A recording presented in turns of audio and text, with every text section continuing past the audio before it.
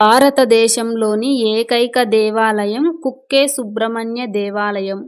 నాగరాజ వాసుకి తన ప్రాణాలను రక్షించుకోవడానికి నేటికీ కార్తికేయస్వామి పాదాల కింద దాగి ఉన్నట్లు నమ్మకం ఉంది. ఇది నాగుల రాజు వాసుకి కథ. నాగులకు సహజ శత్రువు అయిన గరుడ నుండి తన వంశాన్ని రక్షించుకోవడానికి ఒక సురక్షిత స్థలం కోసం వెతుకుతున్నాడు.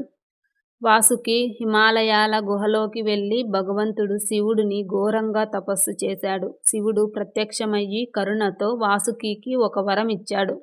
త్వరగా నా కుమార క్షేత్రానికి వెళ్ళు. అక్కడ నా కుమారుడు కార్తికేయ నీకు రక్షకుడిగా ఉంటాడు. వాసుకి వెంటనే కుమారస్వామి క్షేత్రానికి వెళ్లి సుబ్రహ్మణ్య కార్తికేయ స్వామి శరణు కోరాడు. కార్తికేయ స్వామి గరుడను ఆపి వాసుకితో పాటు దేవనాగులందరికీ రక్షణ ఇచ్చాడు.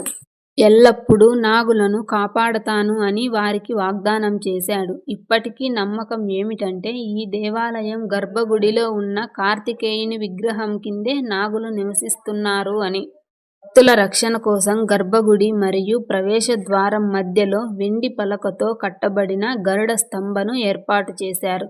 దీనిలోని అతిపెద్ద రహస్యం ఏమిటంటే స్తంభం గర్భగుడిలో ఉండే నాగుల విషపూరిత శ్వాస వల్ల పుట్టే ప్రతికూల శక్తులను తనలోనే శ్వాసించుకొని భక్తులకు హాని కలగకుండా కాపాడుతుందని నమ్మకం.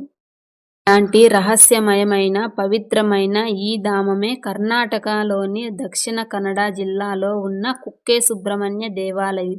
ఇక్కడ భగవంతుడు సుబ్రహ్మణ్య స్వామిని నాగుల దేవుడిగా రక్షకుడిగా ఆరాధిస్తారు.